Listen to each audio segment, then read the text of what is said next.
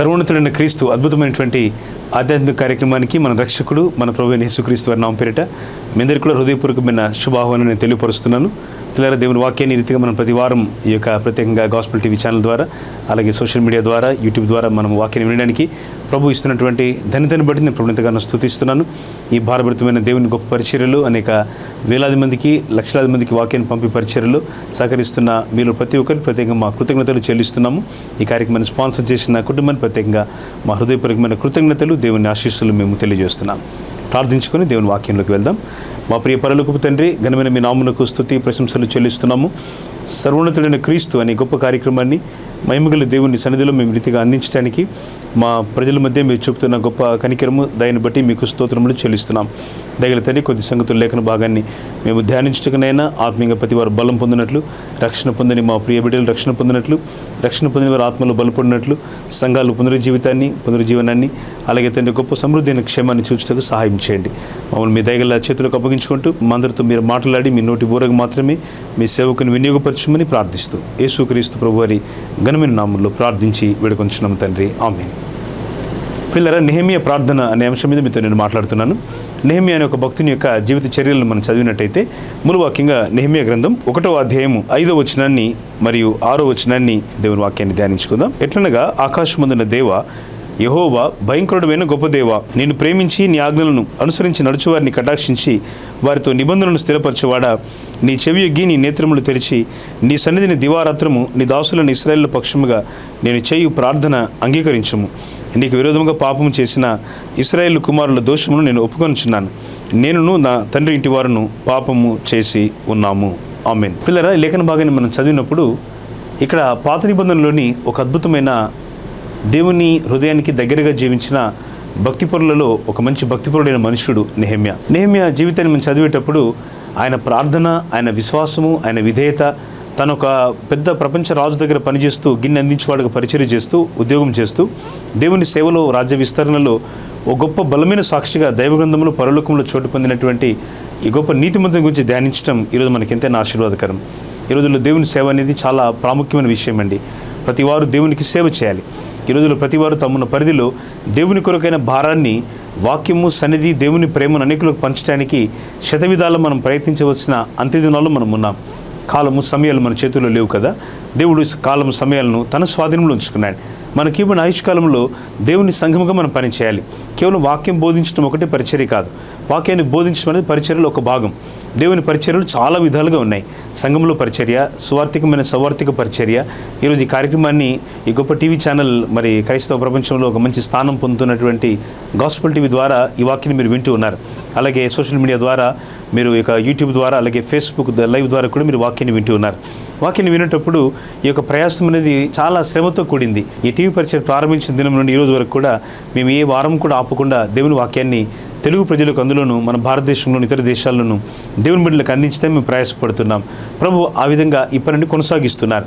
మీరు కూడా దీవించబడితే ఈ పరిచయం అనేకులు ఆశీర్వాదకరంగా ఉండాలని మీరు కూడా భావిస్తే తప్పక దేవుని పని ప్రోత్సాహపరిచి బలపరచడానికి స్క్రీన్ పైన మీకు ఇవ్వబడుతున్నటువంటి యొక్క మరి వివరాలను మీరు నోట్ చేసుకొని దేవుని పనికి మీ యొక్క అర్పణలు పంపడం ద్వారా కూడా మీరు ఆశీర్వదింపబడతారు. దేవుని పరిచర్యలో మీరు ఉపయోగపడటం ద్వారా ప్రియులారా మీరు ఎంతగానో ఆశీర్వదింపబడతారు. దేవుని పనిని పంపే ఈ పరిచర్యలో మనము ఈ 21వ శతాబ్దపు సవాల్ ఏమిటంటే 20వ శతాబ్దానికి ముందుగా వెళ్ళండి లేక పంపండి అనేది. కానీ ఈ శతాబ్దం యొక్క రాకడ దినాల సవాల్ ఏమిటంటే వెళ్ళండి మరియు పంపండి.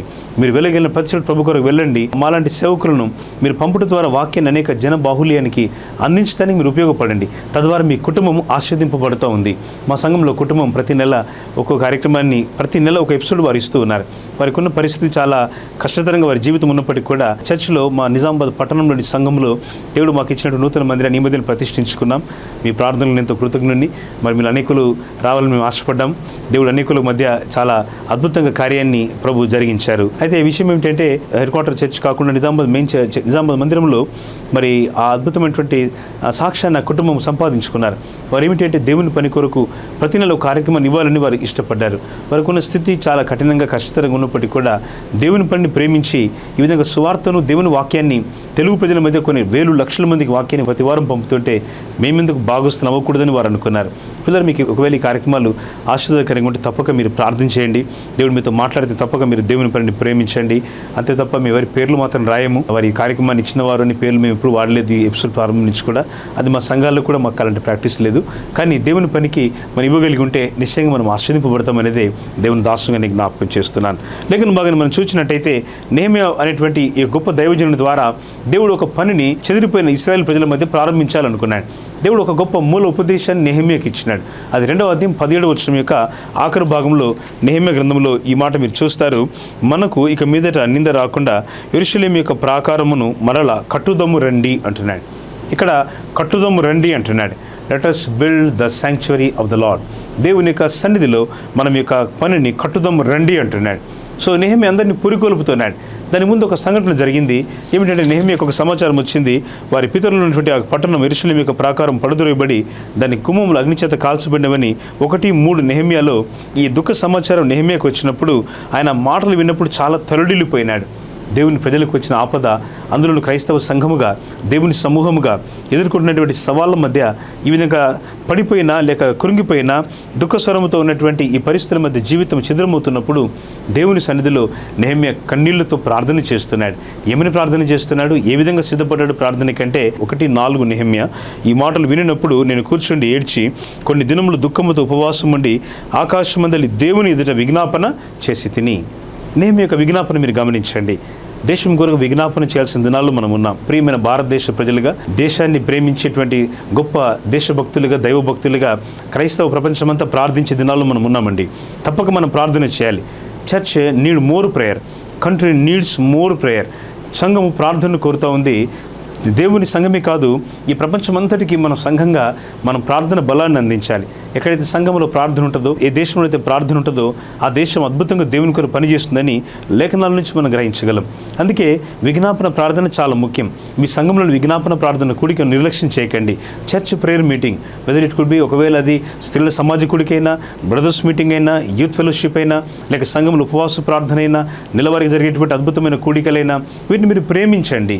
You love these meetings. మీరు ఈ కార్యక్రమాలను ఘనపరిచి మీరు ప్రేమించడం ద్వారా మీరు సంఘానికే కాదు, మీ కుటుంబానికే కాదు, ఈ యావత్ దేశానికి మీరు మేలు చేసిన వాళ్ళు అవుతారు. బబులోను ప్రజలు చాలా కష్టతరమైన పరిస్థితులు ఇశ్రాయేలు కల్పిస్తూ ఉంటే, బాధిస్తూ ఉంటే, షద్రక్, మేషక్, అబెదనగో వారికి స్నేహితుడిగా, నాయకుడిగా ఉన్నటువంటి దానియేలు జీవితాన్ని మనం మననం చేసుకుంటే దేవుడు వారిని నడిపించలేదా? వారి దేశమంతా ప్రతికూలంగా ఉన్న వారు మోకరిస్తూ ప్రార్థన చేసినారు. స్కాట్లాండ్ దేశం యొక్క రాణి భక్తుడైనటువంటి జాన్ నాక్స్ అనేటువంటి ఒక అద్భుతమైన దైవజనుడు, ఆయన ప్రార్థన చేయడానికి కూర్చుంటే భయపడేదని చరిత్రలో చదివాం. అంటే జాన్ నాక్స్ యొక్క భక్తుని యొక్క ప్రార్థనలోని గొప్పతనం ఏంటంటే ఆయన మోకరించి ప్రార్థన చేస్తాడు. మోకరించి దేవుని సన్నిధిలో గంటల పాటు ప్రార్థిస్తుంటే ఆ దేశంలో దేవుని శిక్ష, దేవుని భయమని ప్రజలు కలుగుతుంటే ఆ దేశ ప్రాణి అనేదట, వెళ్ళి చూడండి, ఒకవేళ జాన్ నాక్స్ ప్రార్థన చేస్తున్నాడా లేదా చూసిరండి పంపించేదట వేగుల వారిని, ఇంటెలిజెన్స్ని. కారణం ఏంటంటే ఆ ఉద్దేశం ఏంటంటే ప్రార్థన చేస్తూ ఉంటే ఆ ప్రార్థనలో దేవుని సన్నిధిలో మోకరిస్తూ ఉంటే చాలా భయపడిపోయేదట. ఆమెకున్న భయం ఏంటంటే ఒకవేళ దేవుని సేవకుడు అట్లాగే ప్రార్థన చేస్తూ ఉంటే ఏదో విధంగా దేవుని శిక్ష వస్తుందని భయపడిపోయేదట. ప్రజలారు ఈరోజు ఒక గొప్ప అద్భుతమైన కార్యం సంఘము ప్రార్థనలో కూడి ఉంటే. ప్రభు అంటారు కదా, చాలా చిన్న కోరం, ఎక్కడ 2-3 నా నామమున కూడి ఉంటారో వారి మధ్యలో నేను ఉంటానని ప్రభు సెలవిచ్చారు. ఎక్కడ 2-3 నా నామమున కూడి ఉంటారో వారి మధ్యలో నేను ఉంటానని దేవుని మాట. చాలా సింపుల్ కోరం. ఒకవేళ మీ ప్రార్థనలు 2-3 ఉన్నా పర్వాలేదు, ఒకవేళ మీ ప్రార్థనలు 2-4, 10 మంది ఉన్నా పర్వాలేదు. మీరు దేవుని సన్నిధిలో ప్రార్థనను ప్రారంభించండి. సంఘంలో ప్రార్థన సమయానికి వెళ్ళండి. ఒకవేళ మీకు కొంత అననుకూలంగా ఉంటే, అందరికి అనుకూలమైన సమయాలు ఏ సేవకులు కూడా ఇవ్వలేరు. కొందరు సాయంకాలం అనుకూలం, కొందరు రాత్రి అనుకూలం, కొందరు పగులు అనుకూలం, కొందరికి ఉదయం అనుకూలం. ఇవన్నీ బేరీజు వేసుకుంటూ ఉదయం నుంచి రాత్రి వరకు ప్రార్థనలు పెట్టాలంటే అది సాధ్యమే పని కాదు కదా. సో ఒక ప్రార్థన సమయం ఉంటే దానికి మనం ఫిక్స్ అవ్వాలి. మనం ఆ సమయానికి కొంత మన వ్యక్తిగత పనులు వాయిదా వేసుకోవాలి. అది ఒక 2 గంటలైనా, 3 గంటలైనా, ఒక 4 గంటల సమయం కలిసి ప్రార్థించే సమయమైనా, వాక్యము ప్రార్థన ధ్యానం జరిగే సమయమైనా, అది ఉపవాస ప్రార్థన అయినా, సహోదరుల కూడికైనా, బ్రదర్స్ మెన్ ఫెలోషిప్ అయినా ప్రార్థనలు గడపడం మంచిది. నెహెమ్యా జీవితంలో ఒక అద్భుతమైన పాఠం. ఈయన మంచి విజ్ఞాపన పరుడు, ఈజ్ అ గుడ్ ఇంటర్సెసర్, మంచి విజ్ఞాపనకర్తగా ఉన్నాడు, చాలా ప్రార్థన పరుడుగా ఉన్నాడు. దేశమంతా పాడైపోతుంటే ప్రార్థన తప్ప ఇంకా ఏది కూడా మనం రక్షించలేదని నమ్ముకున్నాడు. ప్రస్తుతం మన దేశానికి, మన ప్రజలకి ప్రార్థన అవసరం. పరిపాలకుల కొరకు, నాయకుల కొరకు, అధికారుల కొరకు ప్రార్థన చేయమని దైవజనుడైనటువంటి పౌలు తన శిష్యుడైన నిజ కుమారుడైనటువంటి తిమోతికి రాస్తూ చెప్పలేదా? మరి మీరు ప్రార్థన చేయండి అన్నాడు. రాజుల కొరకు, అధికారుల కొరకు ప్రార్థన చేయండి అన్నాడు. ఈ రోజుల్లో ప్రార్థన భారాన్ని నెహెమ్యా జీవితాన్ని మనం కొన్ని మాటలు నేర్చుకొనిచున్నప్పుడు ఆయన ఏ విధంగా ప్రార్థన పరుడు మనం నేర్చుకొనిచున్నాం. కొన్ని దినములు ఉపవాసం ఉన్నాడట. పూర్వకాలం మనుషులు కొన్ని దినాలు ఉపవాసం ఉండేవారు. ఈ రోజుల్లో 1-2 పూట కూడా ఉపవాసం ఉండలేకపోతున్నారు చాలామంది. వారంలో ఒక పూట కానీ, నెలలో ఒక దినం కానీ ఉపవాసం ఉండి ప్రార్థన చేయడం చాలా తక్కువైపోయింది. సంఘ ప్రార్థనలు, ఉపవాస ప్రార్థన అంటే తక్కువ మంది జనాలు రావడం మొదలవుతోంది ఈ రోజుల్లో. కారణం ఏమిటంటే ప్రజలకు భోజనం మీద, ఐక్యమైన విచారణల మీద శ్రద్ధ దేవుని సన్నిధిలో లేదు అనేదే ఒక నిర్వివాదాంశమైన అంశం. కారణం ఏమిటంటే ప్రార్థన భారాన్ని అనేకులు మర్చిపోతున్నారు. స్నేహితులారా, దేవుని బిడ్డలారా, ఈ ప్రత్యేక సమయాన్ని నేను దేవుని సేవకుడు జ్ఞాపకం చేస్తున్నాను. ప్రార్థన గొప్ప శక్తి మనకు కలిగించేది. ప్రార్థనే మన బలం. అందుకే కొన్ని దినములు ఉపవాసం ఉండి దేవుని సన్నిధిలో కూర్చొని మరి విజ్ఞాపన చేస్తూ ప్రార్థన చేస్తున్నాడు. ఆయన ప్రార్థనలోని కొన్ని విలువైన మాటలు మీకు జ్ఞాపకం చేస్తాం. నెహెమ్యా 1:5 ఉంది. ఎట్లనగా, ఆకాశమందున్న దేవా యెహోవా భయంకరుడమైన గొప్ప దేవా అంటున్నాడు. దేవుని సన్నిధిలో ఆయన భయంకరమైన నామాన్ని ఘనపరుస్తున్నాడు. దేవుని నామము చాలా అద్భుతమైన, బలమైన, ఘనమైన నామం అండి. చాలా బలమైన నామం, అద్భుతమైన నామం. బలమైన నామాన్ని ఘనపరుస్తూ స్తుతిస్తూ భయంకరమైన నామం నీది ప్రభు అంటున్నాడు. ఆయన నామం మనకెంత ఆనందాన్ని కలిగిస్తే దుష్టునికి అంత భయం కలిగించేది. సాతానికి అంత భయం. నువ్వు ఎన్నిసార్లు నువ్వు యేసు నామాన్ని పలుకుతుంటావు, సాతానికి అంత భయం. అందుకే నువ్వు పలుకుతూ ఉండాలి, యేసు నామమున, యేసు నామమున. ఆయన నామం మీరు ఉచ్చరిస్తూ ఉంటాయి. నామం వారి నొసల యందున రాయబడింది కదా. పరలోక సంభవాలు చెబుతూ అపోస్తలుడైన యోహాను ద్వారా దేవుడు జ్ఞాపకం చేస్తాడు కదా, పరలోకములో ఆయన నామం వారి నొసల యందుండును అంటాడు. సో ఆయన నామం మన మీద ఉందనేది మనం తెలుసుకోవాలి. ఆయన నామం మనతో ఉన్నది, మనకు ఆనందకరమైన నామం. అది పరలోకంలో ఎంత సంతోషకరమైందో, అది మనకెంత ఆనందకరమైందో భూమి మీద విశ్వాసులుగా, దేవుని పిల్లలుగా, దేవుని ప్రజలుగా లైక్లీ అది సాతానికి అంత భయం కలిగించేది. భయంకరుడమైన గొప్ప దేవా అంటున్నాడు. భయంకరమైన నామము, బలమైన నామం. ఆ తర్వాత అంటాడు, నిన్ను ప్రేమించి నీ ఆజ్ఞలను అనుసరించి నడిచేవారిని కటాక్షించి అంటాడు. ఆయన ప్రేమించేవారు, ఆయన ఆజ్ఞలను అనుసరించి నడిచేవారితో దేవుడు ఒక గొప్ప పని చేస్తాడు. తన నిబంధనను స్థిరపరుస్తాడు. దేవుని నిబంధన బైబిల్లో 2 నిబంధనలుగా చెప్తాం కదా. ఒకటి పాత నిబంధన, మరొకటి కొత్త నిబంధన. ఈ నిబంధన దేవుడు మన జీవితాలతో చేయగోరుతున్నాడు. మనం నిబంధన ప్రజలం, మనం నిబంధన జనులం. We the people of covenant. మనం నిబంధన ప్రజలం. మనం యొక్క నిబంధనలోనికి వచ్చినాం. ఈ నిబంధన కిందికి మనం వచ్చి ఉండగా దేవుని సన్నిధిలో మనం ఆయన్ను ప్రేమించేవారుగా మారాలి, ఆయన్ను ఘనపరచేవారుగా మారాలి. ఆయన్ను ప్రేమించే ప్రజలకి దేవుని నిబంధన వారి మీద ఉంటుంది. నెహెమ్యా ప్రార్థన మీరు చూస్తే, నిన్ను ప్రేమించి నీ ఆజ్ఞలను అనుసరించి నడిచేవారిని కటాక్షించి వారితో నిబంధన స్థిరపరచువాడా అంటున్నాడు. దేవుని సన్నిధిలో ఆయన ప్రేమించడం చాలా ముఖ్యం. మనం ఆయన సన్నిధికి వస్తాం. ప్రభువును ప్రేమించడం అంటే ఏమిటి? Very simple. నా ఆజ్ఞలు అంగీకరించి వాటిని గైకొని వాడి నన్ను ప్రేమించేవాడు. ప్రభు అంటున్నాడు, నా ఆజ్ఞలను మీరు అంగీకరించండి, వాటి ప్రకారంగా నడవండి, మీరు నన్ను ప్రేమించిన వారు అవుతారంటున్నాడు. మనం ఆయన ఆజ్ఞలు పాటించకుండా దేవుని ప్రేమించలేం. దేవుని సన్నిధికి వస్తూ కూడా, దేవుని రాజ్య విస్తరణలో పనిచేస్తూ కూడా ఇంకా మనం ప్రభువును ప్రేమించని వారమైతే, మనం ఆయన ఆజ్ఞలను మనం ఘనపరచని, లోబడని వారమైతే నిజంగా మనము అద్భుతకరమైన మేలును మనం పొందలేమండి. అందుకే ఆయన నిబంధన కిందికి మనం రావడానికి ముందు ప్రభువును ప్రేమించడం నేర్చుకుందాం. నిన్ను ప్రేమించి నీ ఆజ్ఞలను అనుసరించి నడిచేవారిని కటాక్షించి వారితో నిబంధనను స్థిరపరచువాడు. ఆయన నిబంధనను స్థిరపరచువాడు. అందుకే నిబంధనను నెహెమ్యా జ్ఞాపకం చేస్తున్నాడు. ప్రభువా, నీ నిబంధనను నేను ఒప్పుకొనిచ్చున్నాను. నాతో నువ్వు చేసిన నిబంధన, నీవు మా జనులతో చేసిన నిబంధన, నీవు మా పూర్వీకులైన అబ్రహాము, ఇస్సాకు, యాకోబులతో నీవు చేసిన నిబంధనను నేను జ్ఞాపకం చేసుకొనిచ్చున్నాను. ప్రజలారా, స్నేహితులారా, ప్రభు మీతో చేసిన నిబంధనను మీరు ఈ వాక్యం వినిచుండగా ఆయన జ్ఞాపకం చేసుకొనిచ్చున్నాడు. మీరు ప్రార్థన చేసుకొనిచుండగా ఆయన జ్ఞాపకం చేసుకొనిచ్చున్నాడు. అందుకే claim the promise which Lord he's made for you. దేవుడు నీకు చేసిన ఆ అద్భుతమైన నిబంధనను మీరు జ్ఞాపకం చేసుకోండి. మీరు ఆ నిబంధనను దేవుని సన్నిధిలో ఉంచి ప్రార్థన చేయండి. ప్రభువా, నువ్వు నాకు ఈ వాగ్దానం ఇచ్చినావు, వాగ్దానములను ఇచ్చి నెరవేర్చేవాడు ఆయన. లోకంలో చాలామంది వాగ్దానాలు చేస్తారు, కానీ ఆ వాగ్దానాలు నెరవేర్చుకోలేరు. వారికి ఉన్న పరిస్థితులను బట్టి, వారికి నిబంధనలను బట్టి ఆ వాగ్దానాలను మర్చిపోతూ ఉంటారు. కానీ సూటి హెచ్చరిక, సూటి వాగ్దానం ఏమిటంటే, దేవుడు నీ పక్షముగా వాగ్దానం చేయవాడు. ఆయన వాగ్దానము నెరవేర్చేవాడు. The Lord who keep his promise, the Lord who keep his commandment, keep his covenant. దేవుడు తన ఆజ్ఞలను, తన మాటలను ఆయన కాపాడుకునేవాడు. ఆయన వాటిని బట్టి మన పట్ల జాగ్రత్త చూపేవాడు. ఈ మాటలు మనం వినిచుండగా ప్రియులారా, దేవుని కటాక్షం మనం పొందినట్లు ఆయన నిబంధన కిందికి మనం రావాల్సిన వారమైనాం. దానికి చేయవలసిన పని ఏమిటంటే ప్రభువును మనం ప్రేమించాలి. ప్రేమించడం అంటే మందిరానికి సమయానికి వచ్చి వారమంతా ఇష్టానుసారంగా జీవించడం కాదు. వారంలో అన్ని రోజులలో యేసుని కలిగి ఉండడం. Not only Sunday, for each day, for every day నువ్వు దేవుని కృపాసనం చెంత ఆయన ప్రేమించి బిడ్డగా నువ్వు మారాలి. క్రితం సంవత్సరాల్లో, క్రితం దినాలలో, నీ సేవాకాలంలో, నీ యొక్క విశ్వాస జీవితంలో నా ప్రియులారా, మీరు ఒకవేళ దేవునికి దూరంగా ఉన్నట్టయితే ఈ దినాన ఈ వాక్యం వినిచుండగా మీరు సమీపస్తులు అవ్వాలి. నెహెమ్యా ప్రార్థన అనే శీర్షిక ద్వారా వాక్యాన్ని మనం వినిచుండగా ఒక అద్భుతమైనటువంటి దేవుని దర్శనాన్ని నడిపింపును మనం పొందుతున్నాం. 6వ వచనాన్ని మీరు గమనిస్తే, నీ చెవియొగ్గి నీ నేత్రములు తెరచి నీ సన్నిధిని దివారాత్రము నీ దాసులని ఇశ్రాయేలు పక్షముగా నేను చేయు ప్రార్థన అంగీకరించుము అంటున్నాడు. మన ప్రార్థన చేయడమే కాదండి, ఆ ప్రార్థన అంగీకరింపబడాలి. మన ప్రార్థన అంగీకరింపబడేటకు మనం కోరుకోవాలి. ప్రార్థన చేస్తున్నాం, ఆ దేవుని దగ్గర చేరలేదు, అంగీకరింపబడలేదు, ప్రయోజనం ఏమిటి? ఆ విశ్వాస జీవితాన్ని, విశ్వాస సంబంధమైన పోరాటాన్ని, భక్తిగల జీవితాన్ని మనం కలిగి ఉంటూ ఒకవేళ ఈ ప్రార్థన జీవితాన్ని, ప్రార్థనలో మనం బలం పొందవలసిన ఈ జీవితాన్ని మనం సరిగా వాటిలో మనం నిలిచి ఉండకపోతే ప్రయోజనం చెప్పండి. అందుకే వాక్యం ముందు నిలిచి ఉండాలి, ప్రార్థన అంగీకరింపబడాలి. దేవుడు కొర్నేలుతో చెప్తాడుగా, దూతను పంపించి అపోస్తలుల కార్యం 10వ అధ్యాయంలో నీ ప్రార్థనలు నీ ధర్మకార్యములు దేవుని సన్నిధికి జ్ఞాపకార్థముగా చేరినవి అంటాడు. కొర్నేలు ప్రార్థిస్తున్నాడు, ఆయన received a confirmation from the Lord. ప్రభు నుంచి ఆయన ఒక మంచి సాక్ష్యమును, ఒక మంచి నిరూపణను పొందుతున్నాడు, ఒక మంచి నిశ్చయితను పొందుతున్నాడు. ఏమిటి అంటే, నీ ప్రార్థనలు నీ ధర్మకార్యములు దేవుని సన్నిధికి జ్ఞాపకార్థంగా వచ్చినాయి కొర్నేలి అని దూత వచ్చి కొర్నేలుతో మాట్లాడుతుంటే కొర్నేలి ఆనందపడ్డాడు. ఆనందంతో దేవుడు సరిపెట్టలేదు, యొప్పేకు మనుషులను పంపు, చర్మకాండ ఇంట్లో సీమోన్ అనేటువంటి ఆ పేరు కలిగినటువంటి ఆ ప్రవక్త అపోస్తలుడు నిలబడ్డాడు. ఆయన తీసుకొని రమ్మని మనుషులను పంపించమని దేవుడు పురమాయించి పంపుతాడు. యొప్పేకు మనుషులను పంపి యేసుక్రీస్తునికి వచ్చిన వాక్యాన్ని ఈ మొదటి అన్య దేశానికి సంబంధించినటువంటి రోమా ప్రభుత్వ అధికారి అయినటువంటి కొర్నేలియస్ రక్షింపబడ్డాడు. ఈరోజు రక్షణ ప్రతి వారు పొందవలసింది. అధికారులు రక్షణ పొందాలి, ప్రజలు రక్షణ పొందాలి, సామాన్యులు, సామంతులు, ఉన్నతమైన ప్రజలు, అన్ని రకాల ప్రజలు రక్షణ పొందాలని దేవుడు కోరుతున్నాడు. ఈ రక్షణ సాక్ష్యాన్ని, ఈ రక్షణ ఆనందాన్ని దేవుడు సర్వ మానవాళికి ఇవ్వగోరుతున్నాడు. అందుకే ఈ రక్షణ సార్వత్రికమైంది ప్రియులారా. Salvation is universal. మనం ఈ రక్షణ, సార్వత్రిక రక్షణను అనేకులు పొందినట్టుగా మనం పనిచేయాలి. దేవుని సువార్తను పంపాలి, అవుట్రీచ్లో పనిచేయాలి, సంఘంలో పనిచేయాలి, సండే స్కూల్ పరిచర్లో పనిచేయాలి, క్వైర్లో పనిచేయాలి, దేవుని సేవలో అనేక విధంగా మనం డబ్బు ఖర్చు పెట్టే విషయంలో కొన్ని ఆత్మల రక్షణ పొందడానికి పట్టణాలు ప్రజలతో ఒకవేళ మీ గ్రామంలోని సంఘం కొరకు ఆలోచన చేయండి.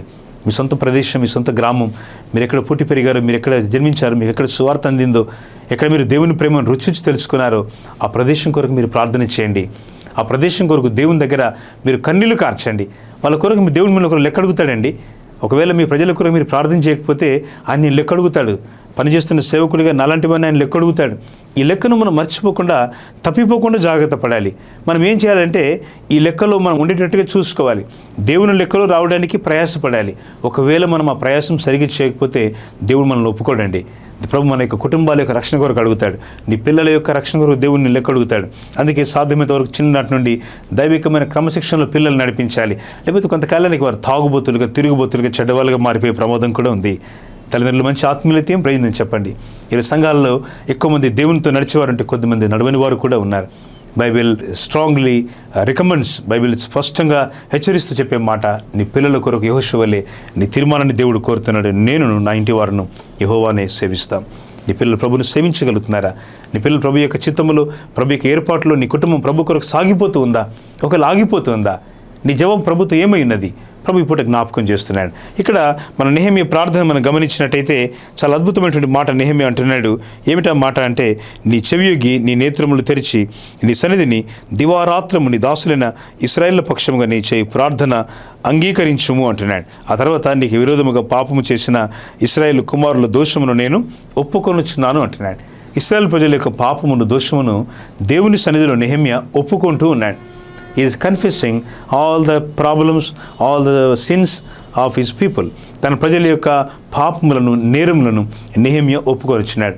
యోబు జీవితాన్ని మీరు జ్ఞాపకం చేసుకుంటే, యోబు ప్రతి ఉదయకాలం తెల్లవారుజామున లేవగానే ఆయన అరుణోదయమున దేవునికి బలులు అర్పిస్తూ తన పిల్లలు, తన కుమారులు తమ హృదయములో ఒకవేళ దేవుని దూషించినారేమో, పాపము చేసినారేమోనని అరుణోదయమున యోబు లేచి వారికి ఉదయం వారి పక్షంగా ప్రార్థన చేసి బలులు అర్పించేవాడు.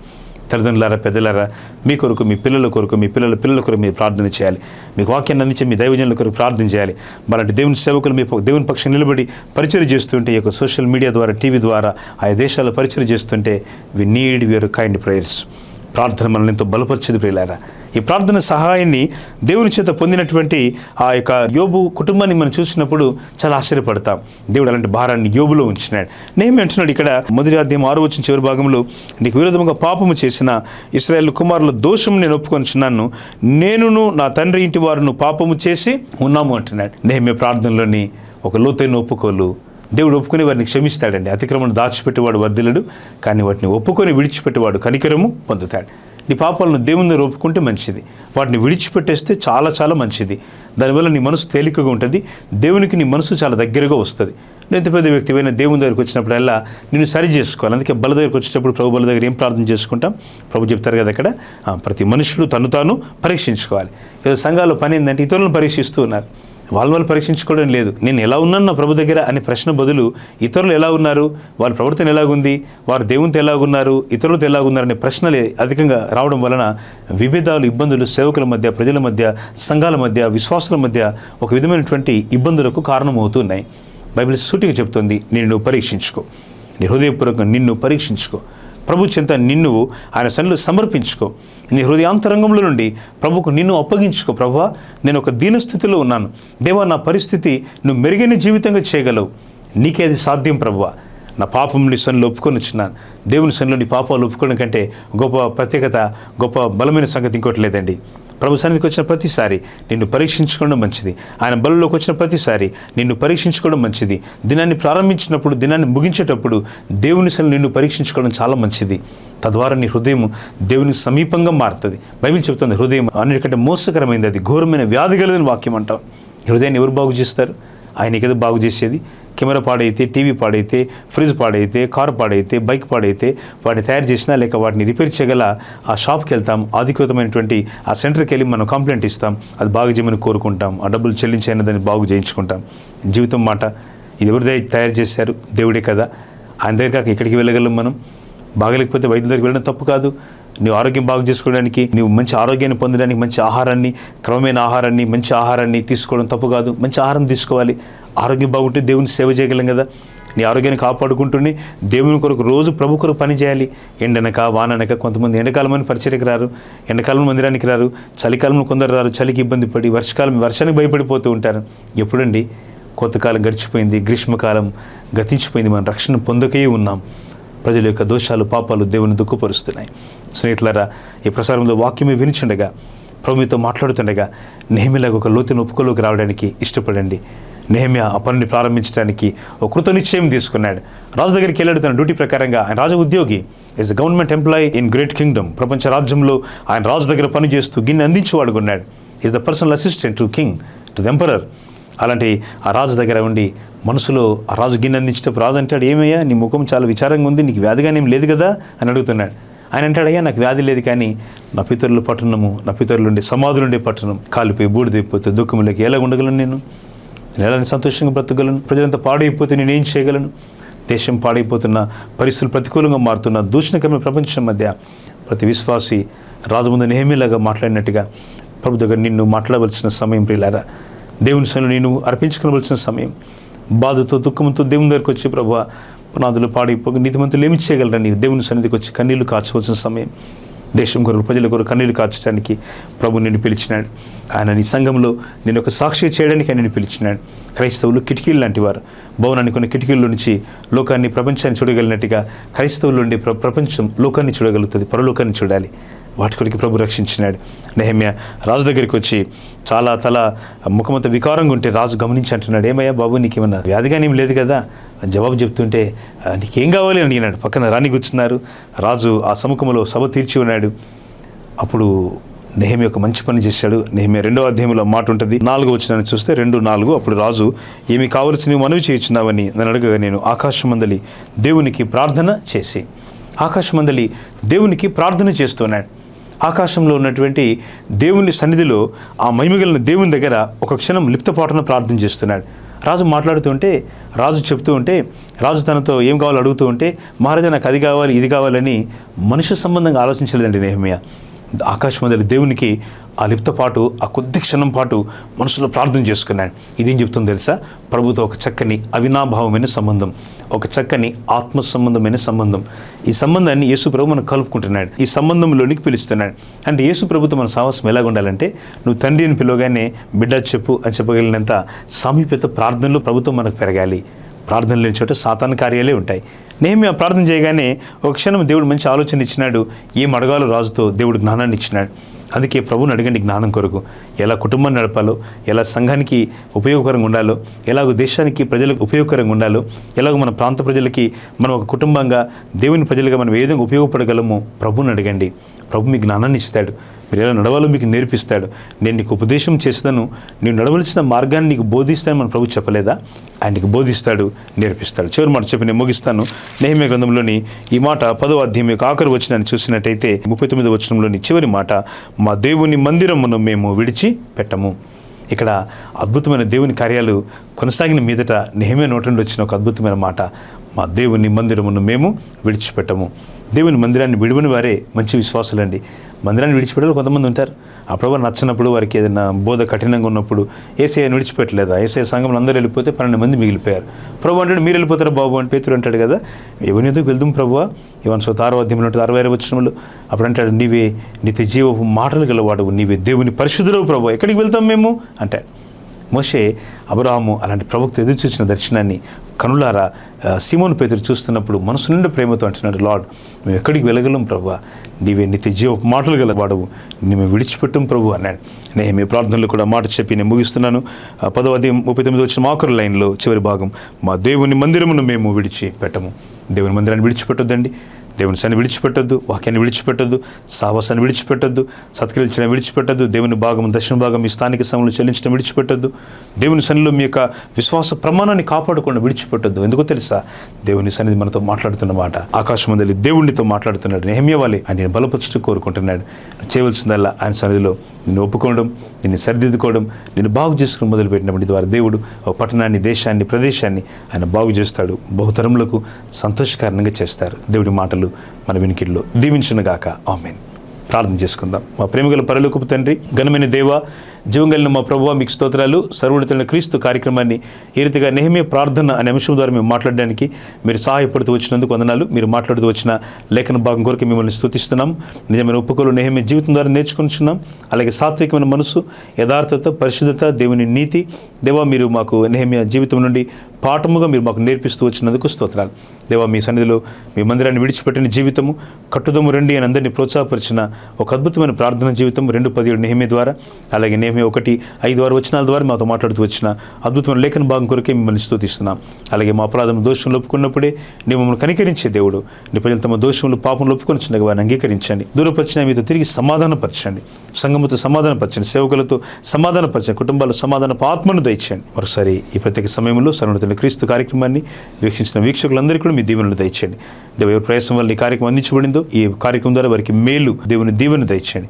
వచ్చే కాలం, వచ్చే వారం, వచ్చే నెలలో కూడా అనేక మంది స్పాన్సర్స్ దేవుని వాక్యం లేపబడి వాక్యాన్ని మేము నిరాటంకంగా పంపించడానికి, మీ మాటలు అనేక వేల లక్షల మందికి, జన బాహుల్యానికి, మా తెలుగు ప్రియ ప్రజానికానికి అందించడానికి సహాయించండి. ఈ వివాహ దినోత్సవాన్ని మరి జన్మదినం జరిగించుకొచ్చిన మా ప్రియులను కనికరించి వారికి సంతోషం, ఆనందాన్ని, దీవెనను మీరు దయచేయండి.